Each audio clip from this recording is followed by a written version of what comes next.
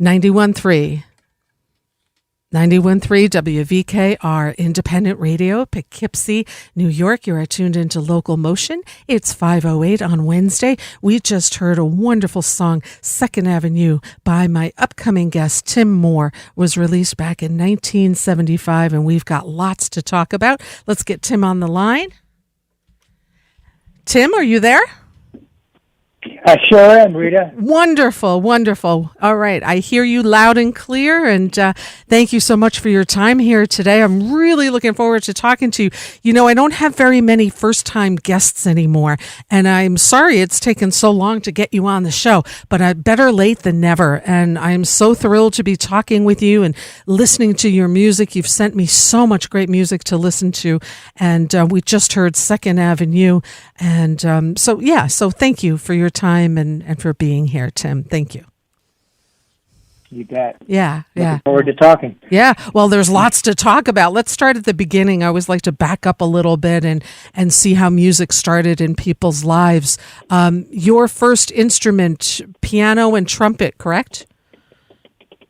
Yeah, we gave it a good shot for about, age 5, I started taking piano lessons. Didn't get much of anywhere, really didn't learn how to read music. And then I wanted to play the loudest instrument I could see. and I started playing trumpet around age 10.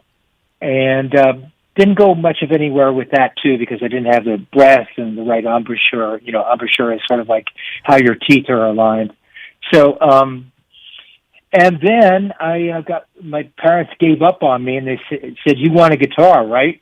And I said, "Yeah, I want a guitar." I had been bugging them, and they bought a $14 guitar for me. Oh man, I love it. Started. Actually, I was playing ukulele for about a year and a half before that. There was a plastic ukulele in the house, and I learned chords. I didn't even know what a chord was, and I'd taken music lessons for 8 years. Wow. Oh, my gosh. Yeah. They weren't very informative. They just sort of gave you rote exercises. The teachers I had weren't, really helpful in getting your head into what music was about. So. Yeah. And you grew up in Philadelphia, yes? Yeah, outside Philadelphia, to the west of Philadelphia, area called the Main Line. I was on the edge of the Main Line when I was a kid, then moved to North Shore of Long Island for about 7 years, and then back to Philadelphia, where I graduated from high school. Oh, and you attended an art school? The art school. Uh-huh. There were 3 art schools in Philadelphia, but only one was on an estate out in the country outside the city, and it's called the Tyler School of Fine Arts, and it was a really nice campus, sort of like idyllic. With a sculpture building and a big building for painting and another ceramics building, and it was just sweet. It was the right size campus, probably no more than 130 students total. Oh, nice. So nice. Yeah, it was great. So I went for my degree there, did 4 years there, and then dropped it all and went straight into music. Uh-huh. But you're still an artist, right? I mean, I look at your work, and you're still a visual artist also. Yeah, never stopped being. Yeah. My original plan was to become a pop star, and by age 40 to be painting. Mm-hmm. Mm-hmm. Didn't quite work out that way. Yeah, but hey, you're still doing both things, so it's quite all right. It's quite all right. What were you listening to when you were in high school and those years? What were you listening to? What was I listening to? Well, we're going back here now. Yeah. I was listening to proto rock and roll. The original Little Richard, Chuck Berry, Buddy Holly, Everly Brothers, Eddie Cochran, all the rockabilly stuff. And later on, when I moved back to Philadelphia, I really hadn't been exposed to R&B at all, and there were 2 black-owned stations there. And I remember the first day I arrived in Philadelphia, didn't have my driver's license yet, go to the supermarket with my mom. She goes into the supermarket, I'm tuning through the radio, and James Brown's Lost Someone came on. Wow. And it was like an epiphany for me.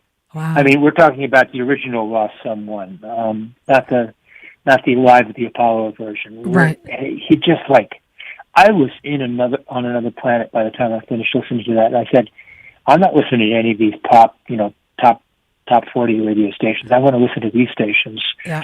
And so I heard James Brown, and these stations played jazz, they played gospel, they played R&B, anything that was being produced by the African American music scene was on these stations. So I heard Cannonball Adderley, Ray Charles, all the organ trios.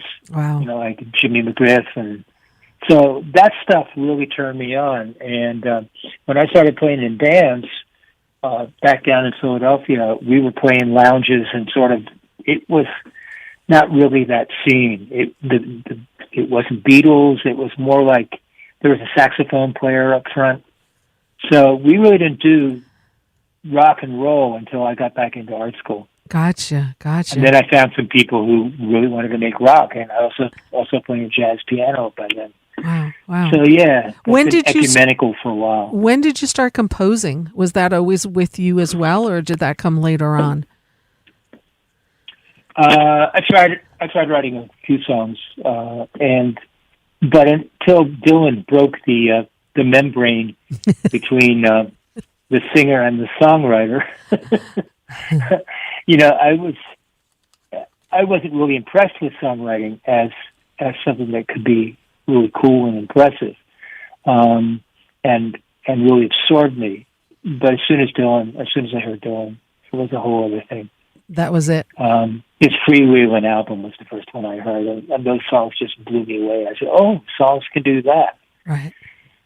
Yeah, it's Joni cool. Mitchell has told the same story. She said, "Oh God, what was Joni's breakthrough? It was Positively 4th Street." Okay. Yeah. Sure. Sure. Oh yeah. I mean, that was such a complaint. A personal complaint. He said, "Oh, I can get personal with songs and say anything about anybody in my life." And so for me, it was topical songs. He was going to change. He actually changed the consciousness of people, and that was something I hoped I could do. Mm-hmm. Well, I think you did. And your first band, DC and the Senators? Oh God! Well, it wasn't my band. It was DC. Mm-hmm. His name was Don Check, and it was a cover band. We didn't know original material. And that was one reason why all the guys in the band mutinied and joined my first originals band. Because Don was just stubborn about not doing any of my songs. And the guys heard my songs and said, "Well, we want to do these." Right. And so we mutinied, and we started a band called the Muffins. Yeah. And I know it sounds like a stupid name now, but it took us 4 months of trying every name in the universe to come up with something that felt right to us. And it came out to be the Muffins. So we did that, and for about a year and a half, and then I took a job with a production company in Philadelphia as a staff writer. And that's when I really became a professional songwriter. Yeah. And then somebody named Frank Zappa got a hold of your songwriting, yes? Frank Zappa? Who's that? Yeah, exactly. Frank Zappa, who's he? Frank Zappa. Actually, no. Actually, there were only 2 albums I was listening to, which was Sgt. Pepper's and the Absolutely Free album, Zappa's second album. I just listened to those 2 constantly. And a friend of mine took me to Frank's New Year's show in Philadelphia, and then he had the cojones to walk up to Frank and says, "You got to hear this guy," because I wouldn't have done it. But my friend Kit, cornered him backstage, and Frank says, "Oh, come by the hotel." And I went by the hotel, played 4 songs for Frank, and he said, "Those are really interesting chords. I mean, nobody's using those chords now." And I was using like Stravinsky chords and stuff like that, and Frank said, "Well, I wanted to sign you to my label. Why don't you come up to New York?" And I stayed with him for 6 days, him and Gail in Greenwich Village in their apartment, and went to mother's sessions and that sort of thing. But in the end, it really didn't turn out to be a thing I wanted to get involved with, because I was interested in Frank producing me, but he was just too busy to take on an actual project himself. And then you happened to be getting involved with Daryl Hall. Of course, you guys met in Philadelphia, correct? That's funny. It's just, I got involved with that production company. And we were in the same building as Gamble and Huff, who were the hit makers in Philadelphia. And Daryl showed up about 8 months after I started with the company, and he came on as a second staff writer. And, well, this is a funny story, Rita. The guy who ran this production company was basically trying to imitate hits. So he'd come to me and he said, write me a song like this, and a song that was on the charts. And so we'd go in and record that. And he actually produced maybe up to a dozen different singles, all with different band names, and it was all us. Huh. And it was just the three of us, the bass player and the drummer from the Muffins and me. And then Daryl joined us, and he became the fourth session guy. And Daryl and I started writing songs together because we were living in these tiny little mini townhouses downtown. And we lived next door to each other, and he was there with his first wife. They were throwing dishes at each other, and I was next door, and we'd meet about 10 o'clock at night, alter our state of mind, and either listen to music or write songs. And then you guys formed this band Gulliver. Yeah, it was actually a protest because we were tired of being all these different band names that the production guy that we were assigned to was taking to New York. Mm-hmm. He'd take one single as The Sun and then another single as, I can't remember the band names, but it was about a dozen different band names. And we said, why don't we just do our own band and do an entire album of material? So that's what we did, and we recorded, I think, 12 songs under the name Gulliver. Mm-hmm. Yeah. And Elektra signed us. The record came out, went nowhere. We played about 3 live gigs, and then I moved out of the city and started pursuing my own music. And Daryl hooked up with John Hall, the third writer. Mm-hmm. Yeah, with John Oates. John Oates, right. Of course, John Oates, right. Right. Hall and Oates. I know that. I just thought John Hall. That's obviously incorrect on my part. Yeah, well, you're not the first one to cross that circuit. Yeah. I'm sure. But I in my head, I know them and see them differently. But I just said it incorrectly. So then Woodstock comes into your world. How and why did you come up to Woodstock? I always love hearing stories and people finding Woodstock. Well, there was a guy named Steve Bishop who was the roadie for the Muffins. He had a van, so he took us to all our gigs and stuff. And he sort of hung out on the fringes of this scene. And when I moved out to Narberth, Pennsylvania, outside the city, Stephen was friends with my next door neighbor. So I started hanging out with him, and the next door neighbor had gone to Woodstock, and Steve had gone to Woodstock. And we went up there for McCarthy rally. Eugene McCarthy? What year? What year, can I ask, is this? 68. Uh-huh. Oh, wow. Summer okay. of 68. Yeah. And Spider Barber was there with a great band, and I heard Spider's songs, and I said, those are cool songs. And I started to think of Woodstock as a place where songwriters hung out. And I knew that Dylan was here. I knew Van Morrison was here. I knew the band was here. And I sent a letter to John Simon, the band's producer, sometime around, I guess it was 2 years later, 1970. And I said, is there any session work here? And he said, no, but it's a great place for you to come and do music and, find yourself. And so I split Philadelphia and came up here the next year. Wow. And you've never left? Well, I've lived in L.A., I've lived in New York when I was doing projects, but other than that, I've basically been a Catskill boy. Right. It's like home base ever for you. Since. Yeah. It's home base, yeah. Yeah. Go ahead, please. I was just going to say, when I got here, I started writing songs right away. I wrote a song the first day, and that was called A Fool Like You. And then I wrote probably half the songs on my first album within the first 6 months of being here. Wow. And that your first album came out in 1974? That's right, yeah. I got signed with ABC Dunhill a couple of years before that, but it never turned into an album. We made 3 attempts, but the producer, Gary Katz, was busy with another act you might have heard of. Who might that be? Steely Dan. Oh, I don't know them. Who? No.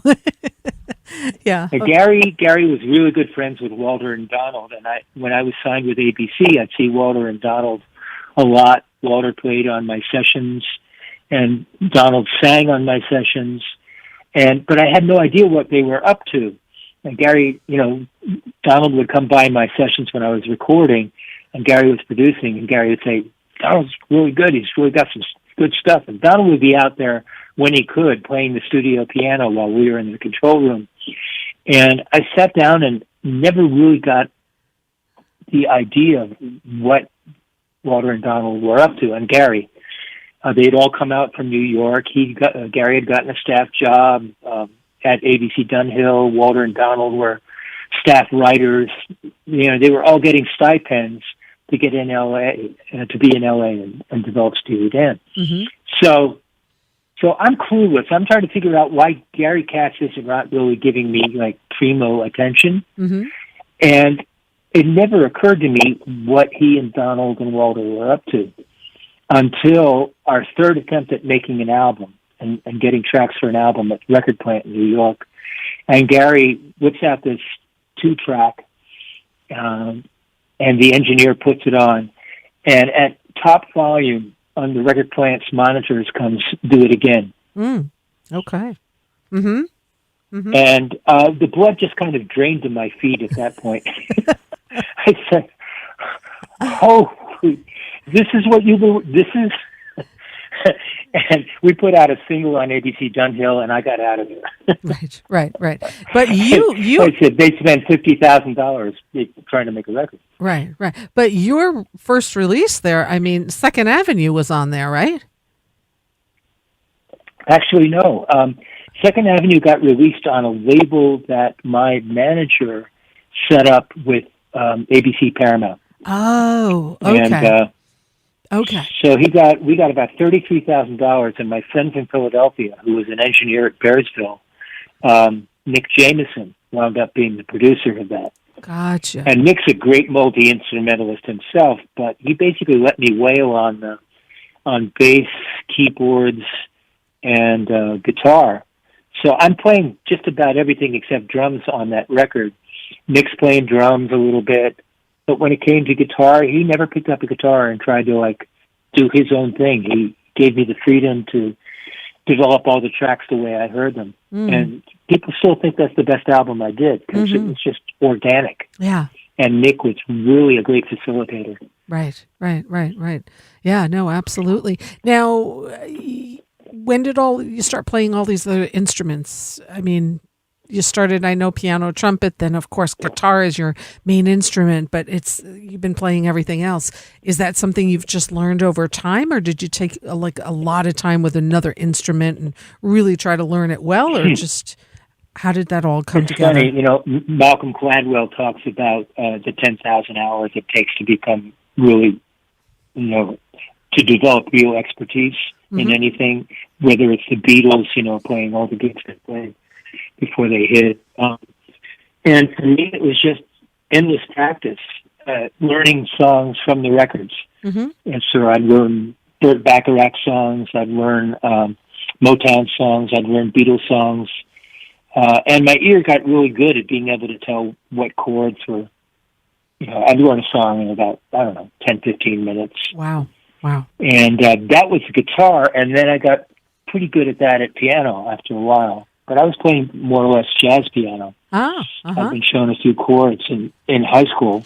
And that's why I hang out with the jazz cats here, too. It's sort of like, I really enjoy playing jazz piano, but it's not my career. It's never been a vocation. Yeah, we have a lovely jazz scene here happening in the Hudson Valley, too.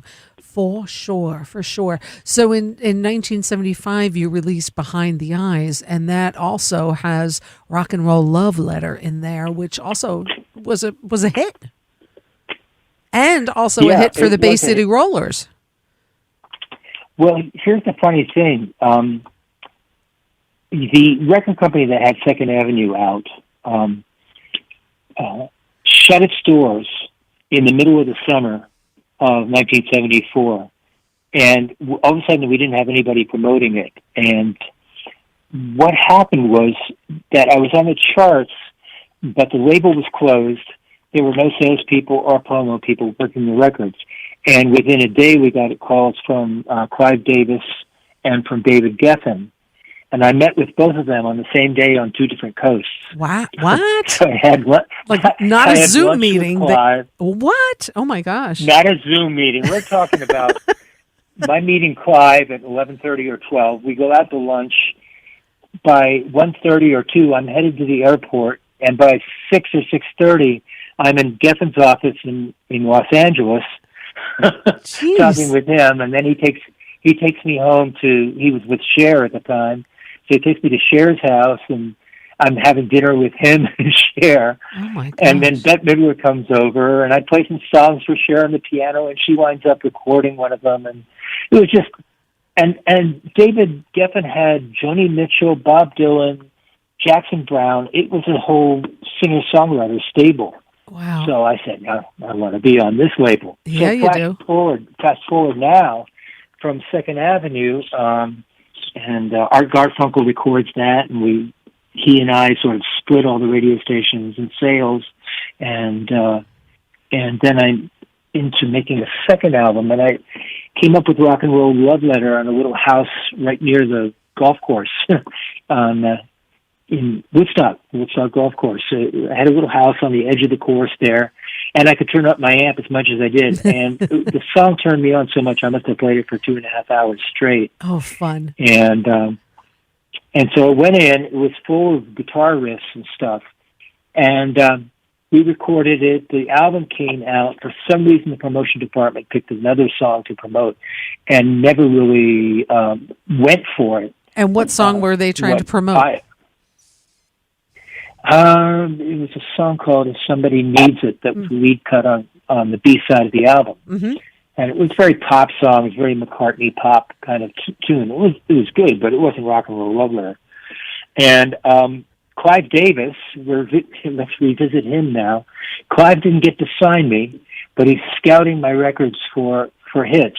And he hears Rock and Roll Love Letter, and he orders the Bay City Rollers to record it. Ah. So that's how they wound up recording it, and he rushed it out as their second single, and it was pretty successful. All the Rollers fans know the song really well. Oh, yeah. And, sure. Yeah. But I remember it. Meanwhile, yeah. Yeah, I'm that old. I remember all this good music. There's a bunch of covers of it. There's the Records did a cover of it. My favorite is this Japanese band that really reversed all their R's and L's, and you can imagine what that's like with a title like Rock and Roll Love Letter. Wouldn't even want to try to attempt that, Tim. I'll attempt it. Rock and Roll Love Letter. Oh. That's what they sang. It's my Rock and Roll Love Letter. We couldn't believe it. We're like rolling on the floor when he got the copy of the single. And, it sounds so, like a caricature and kind of racist, but that was really what it sounded like. Right. It's the final adventure with Rock and Roll Love Letter is that Keith Richards heard it and sent his biographer after me because he wanted to meet me. And there was some rumor that he was going to come to a Bottom Line show. We were playing the Bottom Line for about 3 nights. And the first night he was supposed to come, the biographer said he's going to be there, but meanwhile he's on probation and has a 25-mile limit around where he can go. So I'm going back and forth between the piano and a tiny cramped stage of Bottom Line. The piano's there. I've got to go around the front of the stage to get to my guitar station. And going from the piano set back across the front of the stage.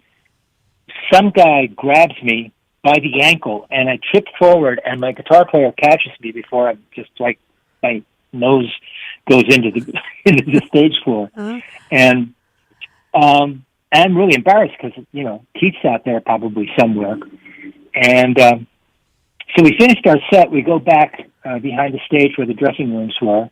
I'm sitting there, and Barbara Sharon, the biographer, comes in. She says, "Keith's here," and Keith comes waltzing in with two scarves on, and I say, we say our hellos and stuff, and he says he loved the set, and I'm looking at him, and I said, "Yeah, but I almost fell on my face. Some jerk like pulled on my leg while I was crossing the stage," and he said, "Oh man, that was me."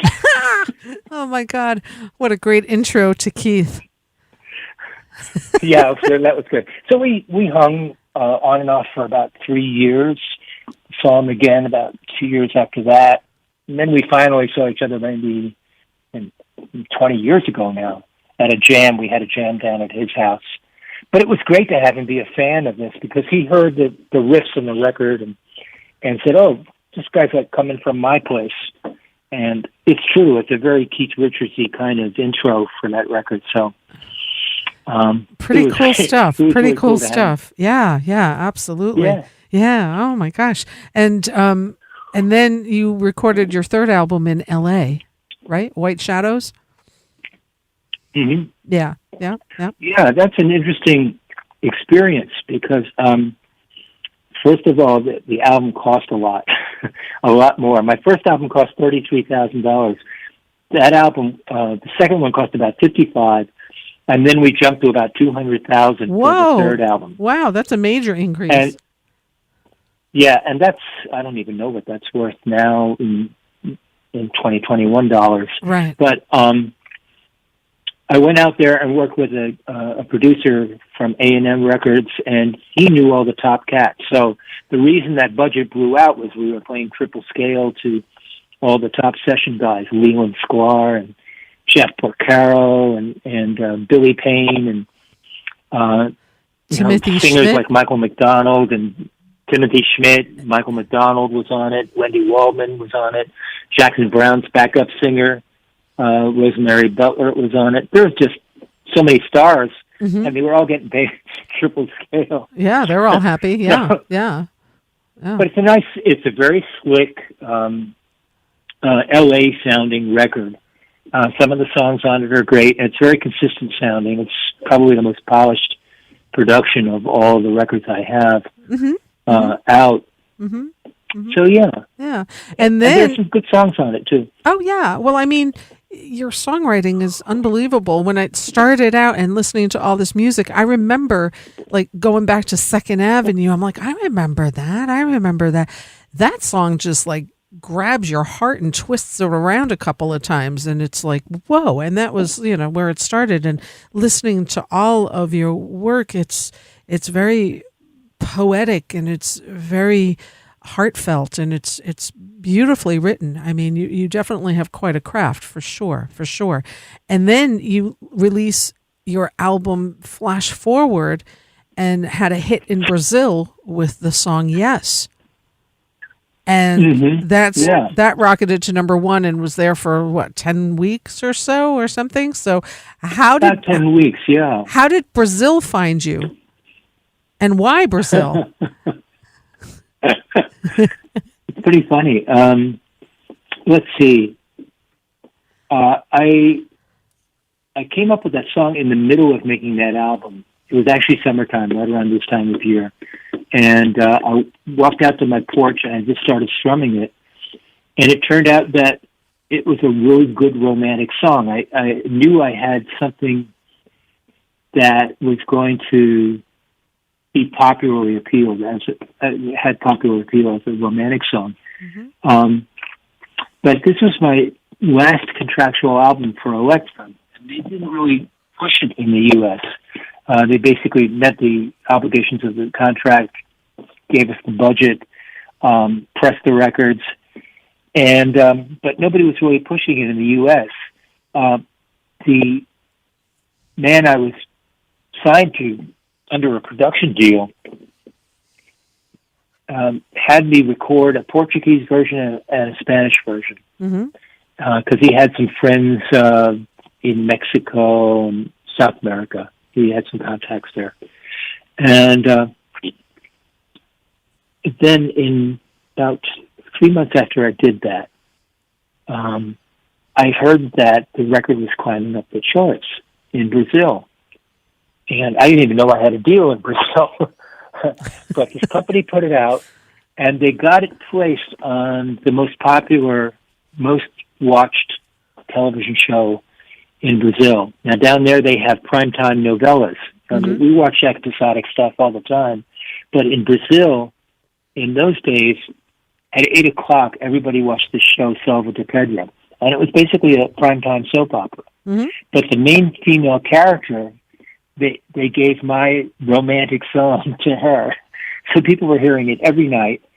And then it was on the TV, on Radio Globo and TV Globo were all tied together. So all the Radio Globo stations started playing it, and it just rocketed to number one. So by the time I got down there, I was supposed to be there for a week. I wound up staying 72 days. Whoa, okay. Little extended, and do you think it was the Portuguese version? Do you think it was the Portuguese version that was the hit? No, the English. I practiced the Portuguese all night on the plane, Rita. And when I got there, the promo guy and a translator met me at the airport, and we're driving down, and he points up the hill to the big Jesus, the statue. Jesus statue. Yeah. Yeah. So he's pointing up there, and then on the radio comes my record, and he's pointing up there and talking in Portuguese, and the translator is saying, and I'm saying Jesus, and the translator is saying, no, next hill over. And there's all the towers from Radio Globo, and they're blasting my English version of Yes. Oh, my, yeah. It seems like that, international people just want that American music in English. I guess it's so. Yeah. I was rehearsing so I could lip sync the Portuguese version for a video. So I stayed up all night on the plane doing that. And then they wound up making the video in English, so it's crazy. Yeah, well, at least you learned, brought something else new into your life. Now, Tim, a memoir? Yeah. You're writing a memoir? Not yet, Rita. No? Are you suggesting that I do? I think you should. I think you've got such a long career and so many wonderful stories to share with the world that a memoir, I think, would be a nice addition to this. What do you think? I've got a few little passages, probably 15 pages, 20 pages of different episodes, but I've never strung it together into a memoir. When I feel moved to write about an episode, I do it. But I can't even say that they're all written in the same style. So, yeah, I think there might be one. I don't know how much of a market there would be for it. I mean, it's not like I'm a household name. If Bono writes a memoir, or Sting, everybody would want to read that, or at least their fans would. And their fan base is large enough, or their platform is large enough that a publisher would really be interested. Right. Now, I could certainly publish it myself and sell a few thousand copies, maybe. Yeah, I mean, your songs, your music is known all over the planet. So, I just think it would be a fascinating read. And you are an artist as well, painter and a photographer.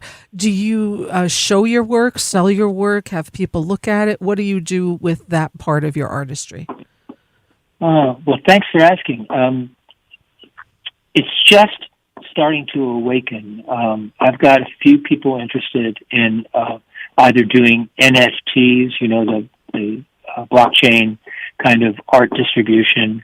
Other people who want to set up exhibitions and say they can do that for me. So that's just starting.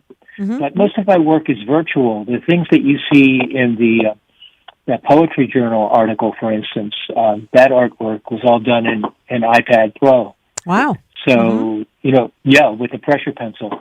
So I don't have the space to paint, really. If I had a big room and maybe four easels or 4 canvases going, I could really get into that process. Right. Right. But I think what I want to do is I want to get my home studio re-geared and be able to start recording some of the songs that I've backed up. I literally have maybe 50, 60 songs backed up, ready to record. Yeah, ready. And they're all on my phone.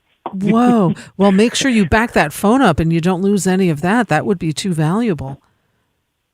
Yes, ma'am. Yeah. I will. Yeah. Could you imagine? Well, I one time lost a whole bunch of stuff very dear to me on a phone. So I say that coming from experience there. On a phone, some stuff was lost. And oh boy, you never get those things back once they're lost. How has this past year of this pandemic been for you creatively?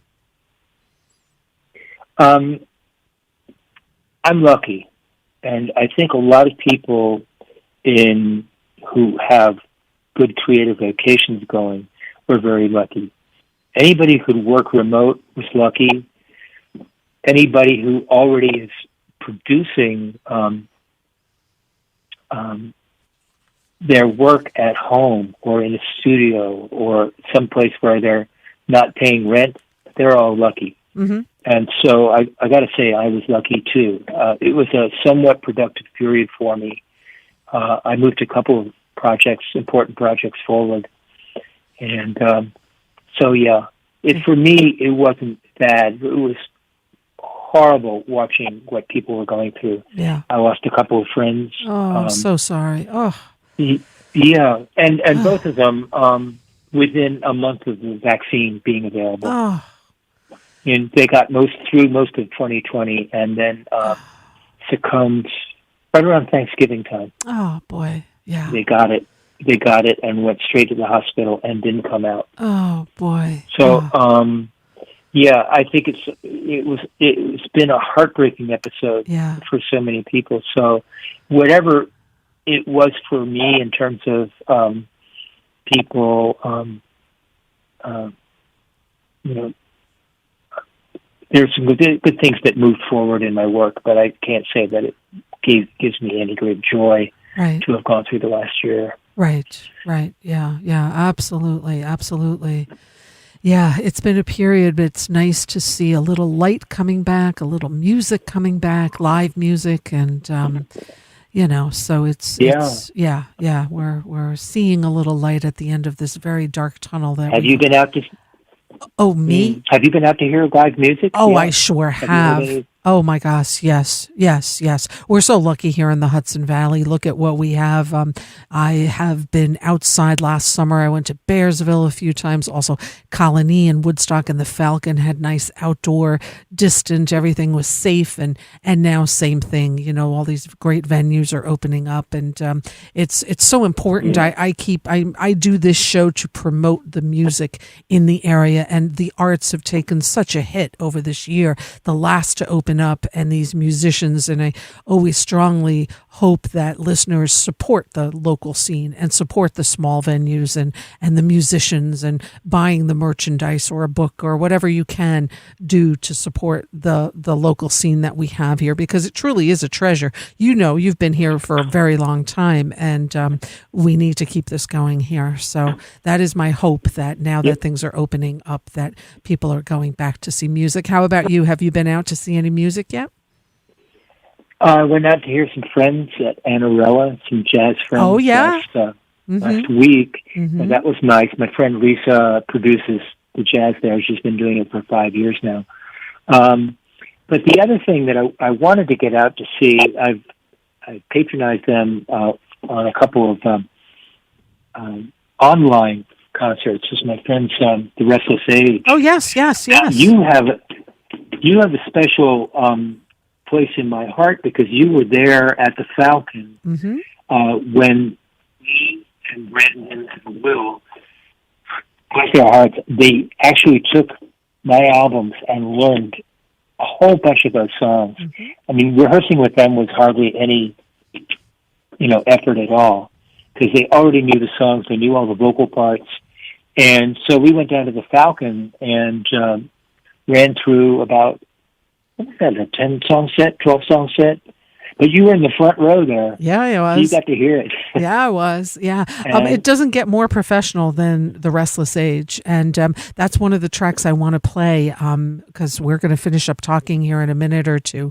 And I definitely thank you for sending me such an exclusive set list here. And Dream On that you recorded with The Restless Age is going to be one of the tracks that we listen to as well. So, yeah, good stuff. Yeah, they're a fine group. They're of great young, guys. Yeah, truly, and so professional, and just everything that they have, their harmonies musically, so professional, and just so much fun. Yeah, they've got the whole package, which is funny because that used to be their name, right? They were what they were known as the package, and now came up to be the Restless Age instead. So it's funny. That's right. They have that. So Tim, thank you. Tim, it's been a pleasure, and I hope that you can come back, and I look forward to hearing the new music that you have backed up and listened, and I look forward to hearing more of you and hopefully seeing you as well. And I definitely want to leave listeners now with some of your music. I'm going to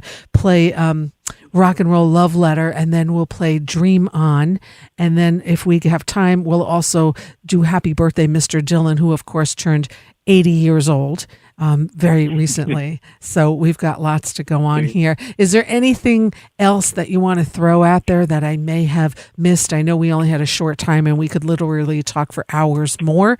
But is there anything else big part that I missed? Well, I don't think you missed anything.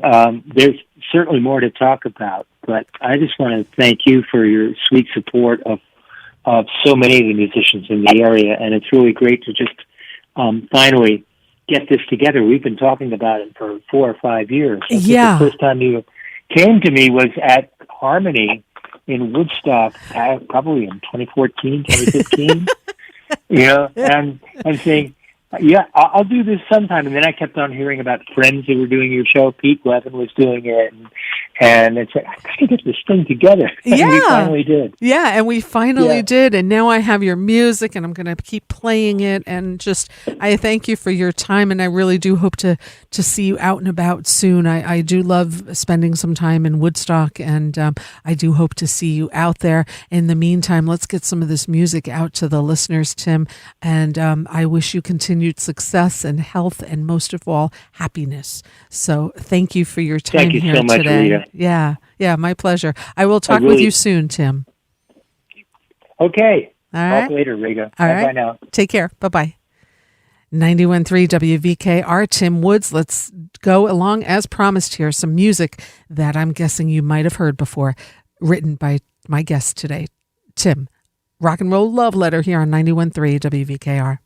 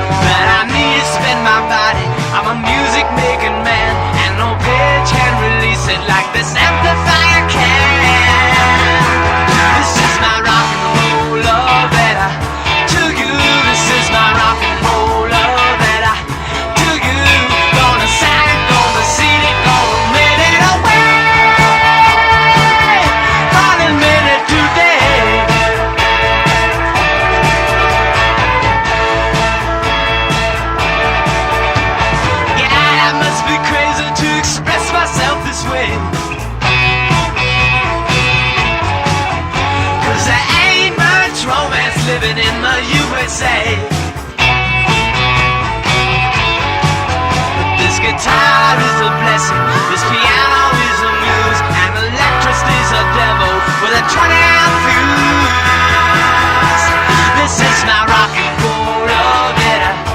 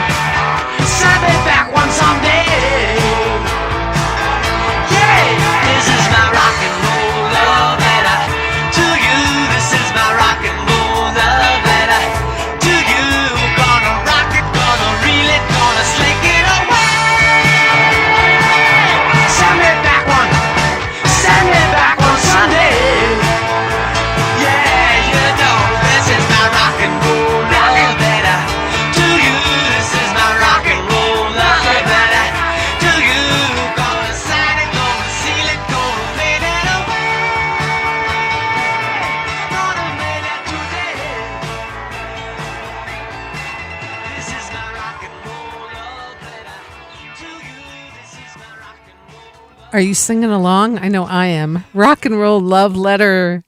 Tim Moore, thank you so much for being my guest today here on Local Motion. That was a lot of fun talking with him. He sent me so much music. I'm going to have to play more of it next week because I can't fit it all in. But I do want to leave one more track with of Tim Moore's that's unreleased, and this is a song that he recorded with the Restless Age, of course, who I play here very often, which consists of Lee Falco, Brandon Morrison, and Will Bryant. So I'm going to say a huge thank you to everybody that tuned in today to listen to Tim Moore. If you missed part of that conversation or you want to hear it over again, I'll be uploading it tonight on my YouTube channel. That's the Local Motion Rita Ryan YouTube channel, as well as wherever you might stream from. Just click on and maybe subscribe to Local Motion. You'll be able to hear it. And we'll be doing that. Next week, my guest will be drummer extraordinaire Tony Leone. In 2 weeks, Ian Flanagan. In 3 weeks, Clark Gayton. In August, Ben Porowski. Great summer lineup here on Local Motion. Again, a huge thank you to Tim Moore for being my guest here on Local Motion today. Let's go out with this one track, unreleased, with the Restless Age and Tim Moore, and I'll see you all next week. Until next time, I wish you peace. Ooh, when you lose a wheel and you start to slide, when you start to cave in like the others, then you must decide. Do you go with the flow or run against the tide? Does your life become an empty shell?